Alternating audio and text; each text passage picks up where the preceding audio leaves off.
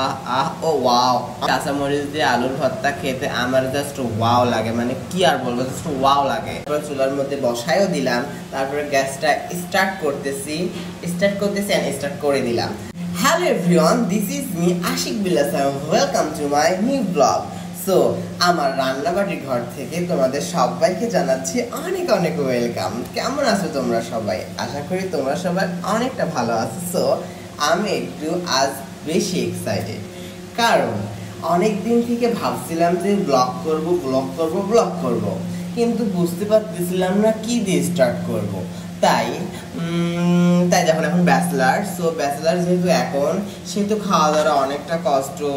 So ম্যাসের খাবার একদমই পছন্দ হয় না, আর ম্যাসকে একদম টলারেট করতে পারি না। সো নিজে যখন রান্না পারি, সো তাহলে এত কেন কনফিউশন? তাই যেমন কথা তেমন কাজ, আমি আর আমার ফ্রেন্ড মিলে একটা ডিসিশন নিলাম যে না, আমি যেহেতু টুকিটাকি রান্না করতে পারি, সেহেতু রান্না দিয়েই ব্লগটা শুরু করি, আর আমাদের খাওয়াটাও বেশ জমজমাট হবে, তাই না?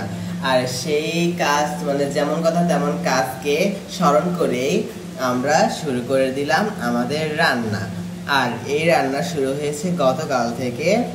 গতকাল একটু হালকা পাতলা রান্না হয়েছিল, বাট আজকে সকাল 7:10 বাজে, আর এই সময় প্রচন্ড খিদা লেগে গেছিল। খিদা যেহেতু লেগেছে, সেহেতু খেতে হবে, আর খেতে হলে রান্না করতে হবে, সিম্পল। সো তাই রান্না করার জন্য একদম নেমে পড়লাম মাঠে। অ্যান্ড তারপর চাল টাল সব ধুয়ে দিলাম, ধুয়ে দেওয়ার পর চুলার মধ্যে বসায়ও দিলাম, তারপরে গ্যাসটা স্টার্ট করতেছি অ্যান্ড স্টার্ট করে দিলাম।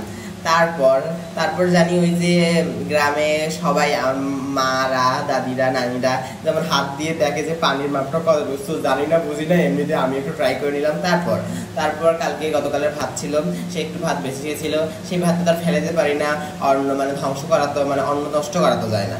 তো যেহেতু নষ্ট করা যায় না, সেহেতু সেগুলোকে একদম মানে ভাজি করলাম। আর ভাজি করা ভাত কিন্তু আমার অনেকটা ফেভারিট। সো অনেকটা ফেভারিট, বাড়ি থাকতে আমি প্রচুর খাইতাম। তো বাড়িতে যদি রান্না করতো তাহলে কিন্তু আমি পুরোটাই খেয়ে দিতাম, এমন খাওয়ার মানে অভ্যাস আমার আছে। সেহেতু এখানে যেহেতু এই কাণ্ডটা ঘটেই গেছে, সেহেতু আমি ওই কাজটাকে আবার রিপ্লে করলাম অ্যান্ড সব কিছু আগের মতন করে নিলাম।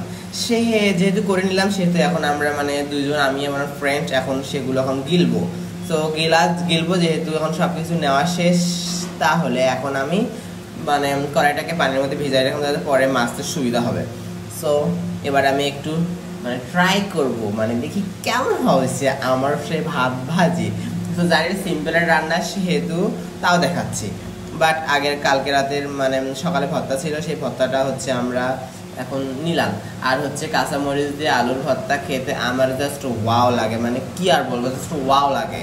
অ্যান্ড নিয়ে নিলাম পাতের মধ্যে। সো এবার একটু ট্রাই করবো যে কেমন হয়েছে। সো ও ওয়াও, অমৃত, মানে না খেলে গাইজ আপনারা বুঝতে পারবেন না যে আমার হাতের রান্না এত ভালো। সো আমার বন্ধু ফকিরের মতন বসে গেছে, এখন গিলতে হচ্ছে। সো এভাবেই শেষ হলো আমাদের ব্লগ, কিন্তু পরবর্তীতে আছে অন্য রেসিপি। Bye bye.